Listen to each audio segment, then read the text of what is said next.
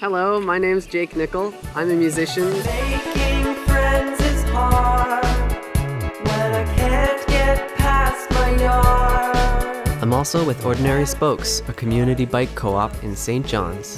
The eye. I normally live in St. John's and record bands and make music and play shows, but this global pandemic has landed me in Ontario for the foreseeable future. Maybe you thought you would go on a nice country bike ride this spring, enjoy the sun, the air, get away from all the people and infectious diseases, get out for some exercise, only to realize that your bike has a flat tire. Well, I'm going to show you how to fix that today, even if you don't have any specialized tools. Instead, we'll use some of these spoons.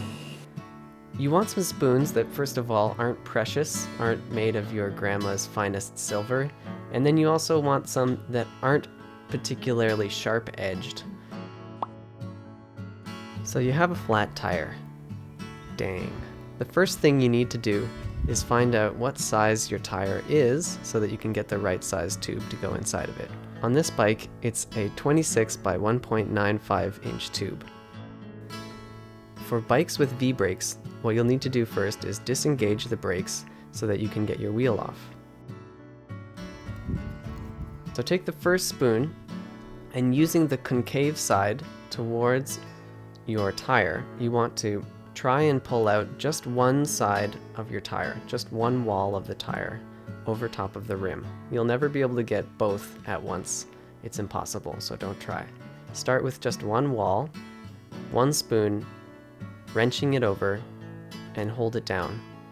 Then take your next spoon, just a few inches to either side, and do the same thing. Hook underneath one wall of the tire and pry it up.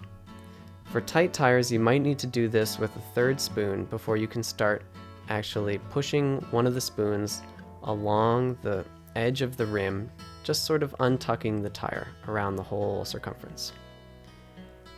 Once one wall of the tire is completely off, then you can get rid of your spoons. They've done their job, and it should be easy enough to take the second wall off with your hands only.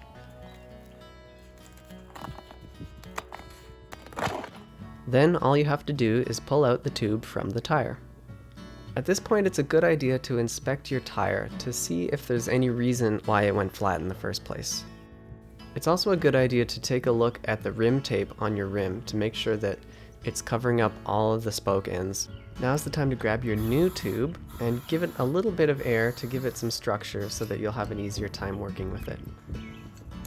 Put the semi-inflated tube into your tire and then align the nozzle with the nozzle hole on your rim.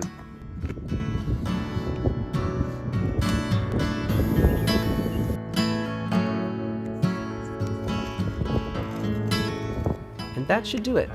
Now go off and explore the world.